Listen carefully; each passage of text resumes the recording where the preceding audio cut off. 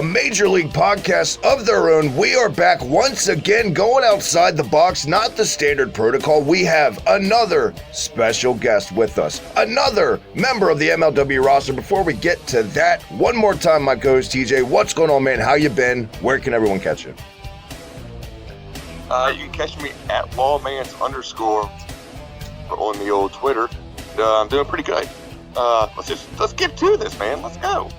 Let's get to this. All the terrible puns you had on Twitter promoting this, giving clues here, I guess was going to be about our setting new foundations for the show, and we're going to be flying high with this one. All that shit's out the window because the cat's out of the bag. BRIAN PILLMAN Jr., my God, man, thank you so much for coming on. Welcome. How are you? And by all means, I know times are tough for everyone. Where can everyone pick up some of your sweet merch, all that stuff, social media, and all that goodness? Hey, if we're going to get the plug-in, we'll get the plug-in. I never do that early on in the podcast, but let's kick it off with a bang. Follow me on Instagram at FlyingBrian41, Twitter at FlyingBrian Jr., ProWrestlingTees.com/BRIAN PILLMAN Jr. You know where to find me. You know where to find my stuff, and I'm looking forward to hearing from you. Absolutely, guys. Get over there. Give them a follow. Pick up 50 shirts if you can. I love the new one with the silhouette with your hair, the new MLW shirt. Fantastic. Get over there. Check it out, man. Good stuff. Absolutely. My goodness gracious me, oh my, though, like I was saying, we're not going to jump it off with any other silliness, zaniness. Let's get right into it. What's it feel like to be one of the hottest prospects in the entire wrestling world right now, straight up? It's got a lot of its baggage. It's got a lot of its responsibilities. I can't just go out there and do the same things that other people can do. I got to really protect myself and make sure I'm healthy and stuff, because I don't want to let any companies down. I got some big contract offers that are going to be coming through, and I can already tell you right now that my goal is to do my best for whoever brings me in, but I'm going to be asking for a lot. I got a very bright future. And I'm not going to spoil that with a company that isn't on their game. I'm not going to do that to the fans, I'm not going to hurt the fans' chances of seeing me by going to the wrong place, by picking the wrong path. So I got a big fork in the road coming up in about a year. So, no, it's a lot of fun. I'm really enjoying the independent scene, except for right now, with all the events being canceled, it's a huge setback for all of us. Absolutely. And what are you doing to try to make up for that? Well, you're looking at it. I'm on this podcast. I'm keeping my name out there. I'm talking to you guys, keeping my brain involved with wrestling, watching wrestling. I got a friend that comes over. We go to the gym. We brainstorm because he has a secret condo gym. So I'm very lucky. I can go work out somewhere with some weights. Yeah. Because it's just like a small apartment complex. Nobody uses the freaking gym. Right. Absolutely. Yeah, we've been brainstorming, a lot of social influencing. I've been getting paid by companies to advertise. I just did a sponsorship for manscaped.com. Check it out. Use promo code BRIAN. Absolutely. Promo code BRIAN. Get over there and do it. What I got to know, when a guy who's, making the rounds, like I said, one of the hottest prospects, a fork in the road, all that good stuff, when you go in to just get a brain refresh and all that, what do you look for on the WWE Network or any kind of wrestling on YouTube? What's your go-to right now for tips and all that? Just, what ideas? Honestly, I get so many ideas. It's crazy to think, but usually I'll see clips on YouTube or things on Twitter and stuff and social media, just because I'm always consuming that content, and I follow a lot of historical wrestling pages on there. So I get to see a lot of old school stuff, and without having to go and look for it, it's sort of just fed to me, via the feed of social media, because with Instagram too, you can see all kinds of stuff out there. A lot of matches on YouTube that I watch. I like to watch a lot of older Japanese wrestling. And I know it's harder to find that on the WWE Network, so right. I like to watch it on YouTube. I think that's a good and bad thing of just where we're at with wrestling. The good thing of just this oversaturation, all the content you could want for wrestling, and there's also a devil's advocate that comes with that. But I don't think there's ever been a better time to just jump into anything historical if you want to learn it up. Absolutely, and it's been a ton of fun.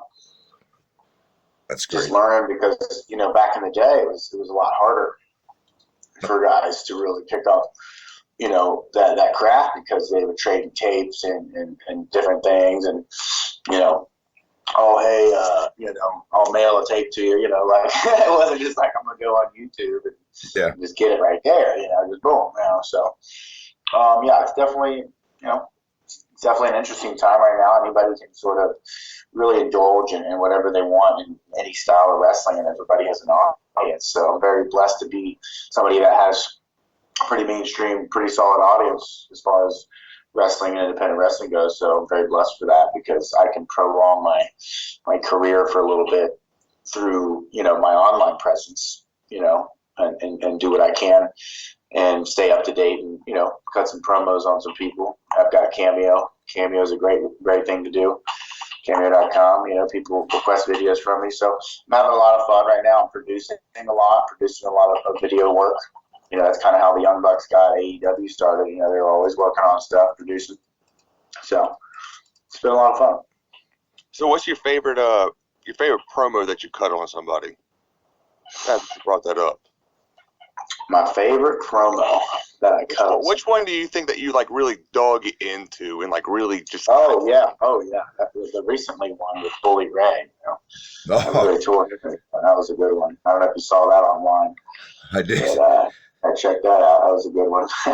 Yeah, absolutely. And speaking of old stuff, I've been watching a lot of old Bobby Eaton stuff, man. Such an underrated trailblazer right there. Oh yeah, absolutely. Yeah, not a lot of people. A lot of guys aren't getting as much due as they really should. But no, it'll come around, and that's the thing. You gotta look at the old to see what's new. That's the trick of it all. Yeah, for sure. You got to know where you came from to know where you're going, essentially. Absolutely. But let's address the elephant in the room real quick. And I know a lot of people are easy to be critics and all that stuff. I would assume because of carrying the name that you have, it was harder for you to make it in pro wrestling as opposed to having your hand held and all that stuff. I think people have it completely twisted. There's more expected out of someone with your resume and your legacy. Yeah, like my trainer, Lance Stormer, always tell me, he said it's going to become a job right away. So it's going to be treated like a job right from the get-go. So, and it was. I was always making a living. I was always making money from the day I started, but it took me a while because I got injured to sort of get back up on my feet financially. But once I got over my injury and everything was booked up and running, man, I've been just working hard at it. I don't treat it like a fun thing. Like some kids, they wrestle. It's kind of like a hobby for them. Yeah. But I don't treat it like that. So. Right. So was was there more expected of you because of your dad, or? Yeah, absolutely. I think the expectation was that, if I go out there and shit the bed, or if I don't treat the business with the high level of respect, that I would defend the friends of my father and the people that paved the way for us. So a lot of pressure on my shoulders to succeed, not only for my own well-being so that I can, feed my family in the future, but also so I don't ruin this awesome legacy that my father left behind or taint it in any way. Absolutely. Couldn't agree more. And I got to tell you, man, we all know the obvious, in the golden era, when TJ and I were kids and stuff, I remember on the schoolyard and stuff, WCW was really not really in the equation. It was always mainly WWF talk, but occasionally you'd get your WCW talk. And I remember your dad specifically always being one of those guys that were brought up. Have you seen this guy Flying Brian? I remember my buddies on Squad. He was so, and we all know it's been said a million times, so innovative, so ahead of its time, all that goodness. Your dad was legit one of my all-time favorites, and it's amazing. It's amazing to see how much of that pedigree carries on. Just you literally have what your dad had when that jump off the screen X Factor, in my opinion, and you can see it automatically. Yeah, it's one of those things that I'm going again back to my training. Taught how to carry yourself like a star, and it's easier to be a star when you have a good regard for the business and you understand it from the inside out. A lot of conversations I've had with a lot of people, they've started to really realize that, while I've only been doing this for 2 or 3 years, I'm quite keen on a lot of factors in the business. And I think I'm very gifted in that sense that I understand it a lot more than most. The first match I saw you with was with Tommy Dreamer. How was it being in the ring with him? Oh, Dreamer was great. Yeah, Dreamer was the man. So yeah, Dreamer taught me a lot. It's a shame because it was sort of a short-lived scenario where we worked together in MLW, but it was only after our program that he just said, screw it, went to Impact. And, more power to him. I think if that was a good decision for him, only he could, tell that. I couldn't tell you, I think Impact's a good product and all, and he's a great addition to it. So, but no, I really do miss working with him. I wish that it had lasted longer, what we were working on. I thought it was a lot of fun, but, shit happens and people go their separate ways in this business, and that's the beauty of it, right? You meet up again one Well, day. that's what it seemed like. It seemed like there was like a feud starting up between the Hart Foundation and Tommy Dreamer. Oh yeah, no, yeah. Dreamer was definitely somebody that we feuded against and did battle against. He was a badass too. The matches we had were fucking awesome. So Here's a question we asked Richard Holiday when he was on last week, Brian. What is it like being a fly on the wall, especially right now in the MLW locker room? You got all this experience, different kinds of experience too. You got your executive experience like a Court Bauer. You got a Konnan back there, just all these different guys passing through this revolving door. What's it like to just be that proverbial fly on the wall and just take it all in? it's crazy, especially like you mentioned, Konnan. He's been pivotal in getting me into Mexico and to have matches in Mexico and create me as a star there. So it's been really wonderful. It's been wonderful working with guys like him who not only were they friends with my dad, like, dude, I remember Konnan as a kid. Like when I was 4 years old, I remember Konnan, like, cause I was around him at the memorial shows. Like he was there. Like I remember seeing him. So it's like, he's been in my life since I was 4 years old. He's a really good dude. And, I would do anything for him, especially if that means going to Mexico and doing whatever the hell he tells me to do in the match. And then I go over in the match, with my tag team partner, David Boy Smith Jr. And right there, you just create a couple stars. There you go. By the way, I love that your cousin uses the old Pride theme for his entrance music. I popped, legit. I'm so crazy. When we won and it played, I fucking cried. I loved it. Oh, it was beautiful. It's so good. It works so well for his new look with the robe and everything. I get the close by and he gets the pen and that fucking song plays and it's just gold. Really is. We've seen recently Killer Cross pass through MLW, make his way little vignette airing on NXT this week, stuff like that. Is that one of the guys you would have assumed that was a shoe-in to make a guy like a Killer Cross just had everything and it was only a matter of time before he got... Well, I haven't seen that yet. I'm excited. Yeah, Kevin's been my friend for quite some time actually, so just a really good dude. Was raised up in a combat environment, so he really knows what he's doing. And he's been nothing but help to me in my career, especially with a lot of his advice. So I think he's an absolute badass. I don't know. A long time coming. I think too, he's still early on. Like he hasn't even reached his full potential yet. That's the scary thing. So people are just starting to see his potential. Oh yeah, and it's awesome. Absolutely. The same could be said for you, if we're being honest. I mean, let's be real. Uh-huh. How sore were you the day after wrestling Jacob Fatu? I've been meaning to ask that for a while. Hey, they're big guys. Samoans are big guys, and that's you're asking the right questions. Put it that way. You're asking the right questions. Speaking of that, I do have a question here from my co-host on our Cheap Plug, our AEW podcast, my buddy Colin. He wants to know, would you have been open, and I'm sure you would you have been open to on the retirement tour match with Liger? And I'm sure that was in the works to be set up. Why didn't we get that? A number of things, a number of factors. We worked really hard. We worked really hard to have a tag team match up in Defy, and it was awesome. I'll give you one factor.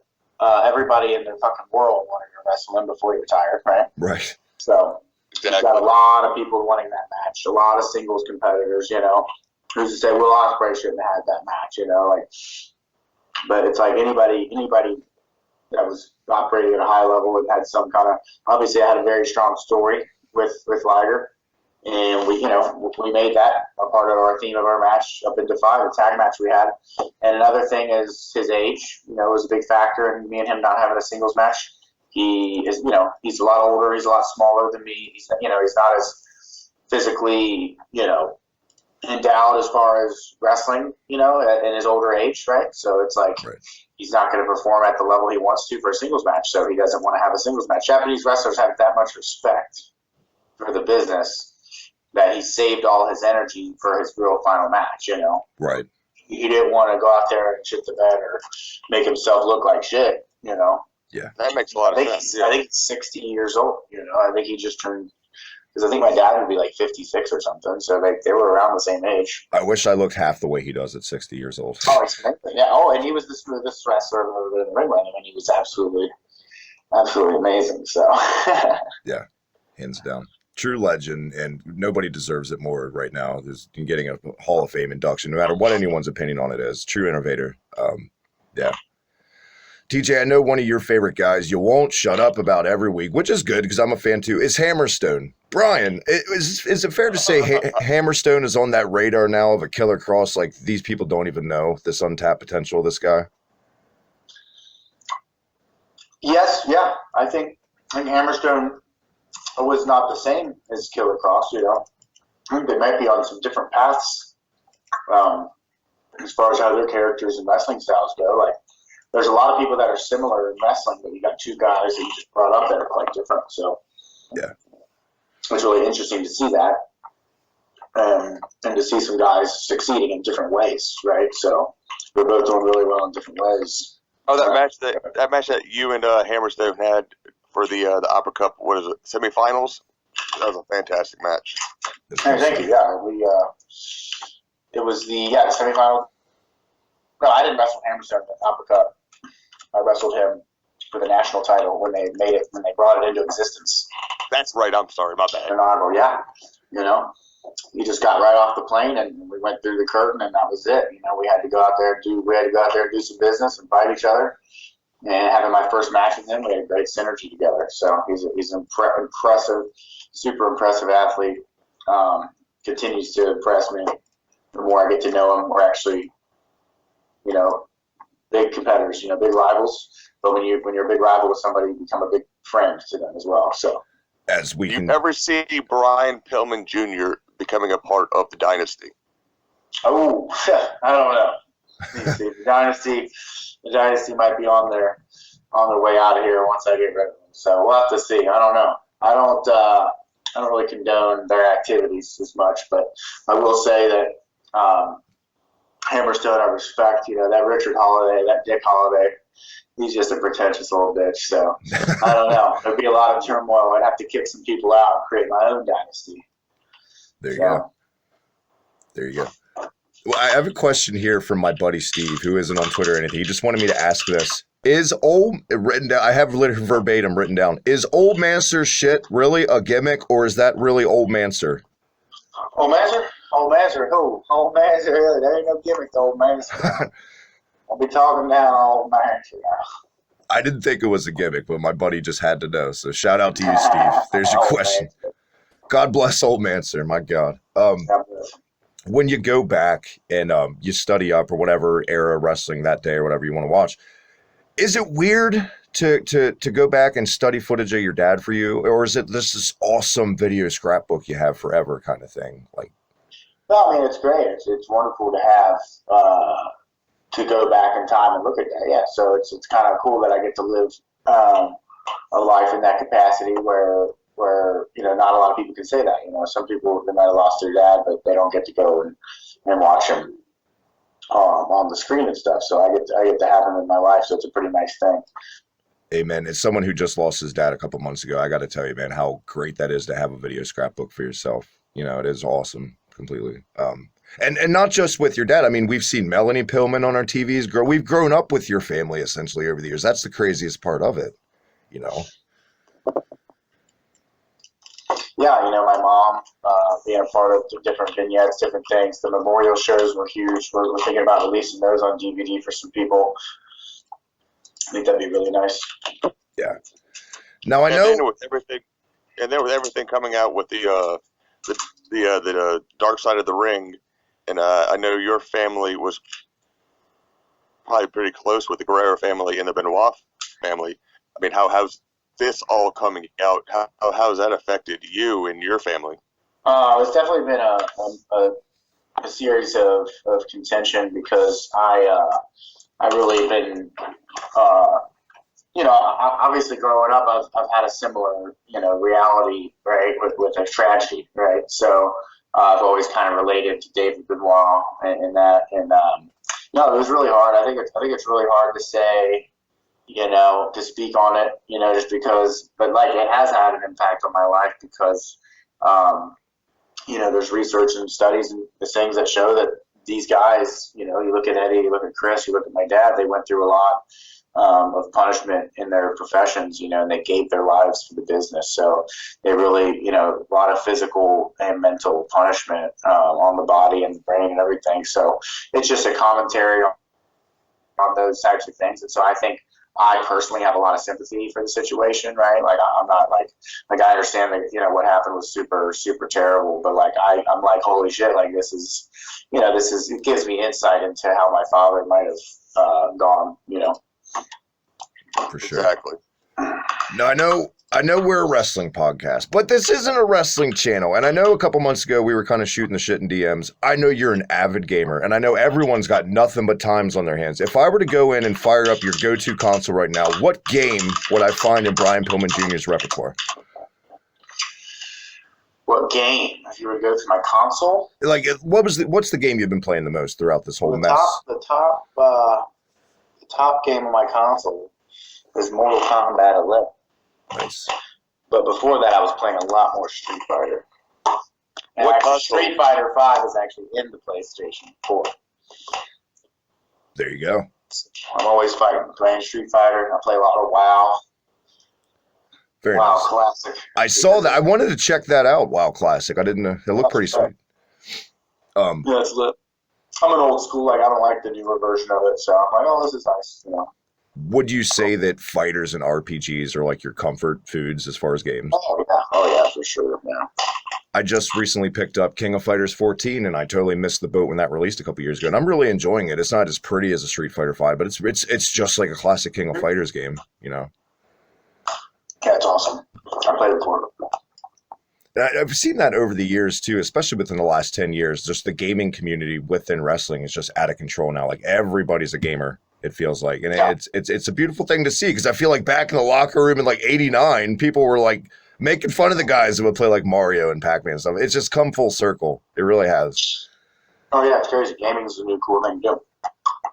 To see what somebody like an Xavier As more and Woods. more people begin to stay in and do shit like that, it becomes a cool thing. Have you ever thought about taking that, that ball and running with it like a Woods has and making a side gig off of it? And to essentially, that could be his full-time gig now. If he doesn't even need wrestling at this point. I mean, streaming? Yeah. I mean, I could totally put some more thought and energy into streaming, but right now, this is the best time to look into stuff like that. Like I said, I've been producing different videos and things trying to promote my wrestling persona, so expect to see some more of that stuff from me in the future. And I already am partnered on Twitch, so it's just a matter of me getting on there. Last time I streamed for about 35 viewers, so it's pretty good. Very nice. Now, along the same lines of gaming, what about comic books? You a big comic book guy? Yeah, I don't really read the comics. I'd like to at least try getting into it at some point, but I never could get into it. If somebody was prodding you right now and had to put you on the spot, would you be a DC or a Marvel guy out of the gate? Probably, I want to say Marvel, just because, I like... Because of the movies? Not even really. I don't even really like the movies. There's too many of them. Exactly. Like, Finally, some goddamn truth is being spoken. I love it.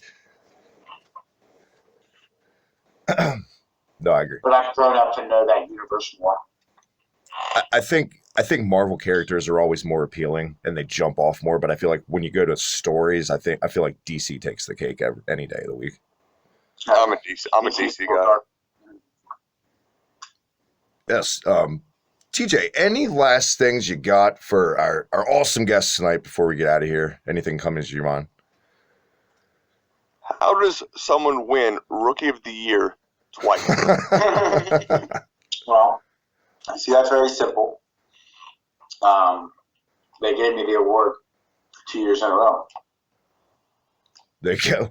There's your answer. I talked to Ace Austin a few weeks ago. Ah, nice.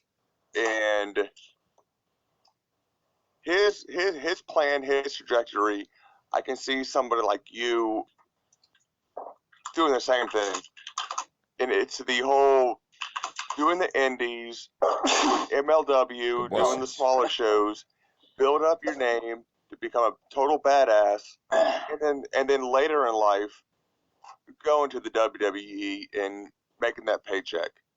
Yeah.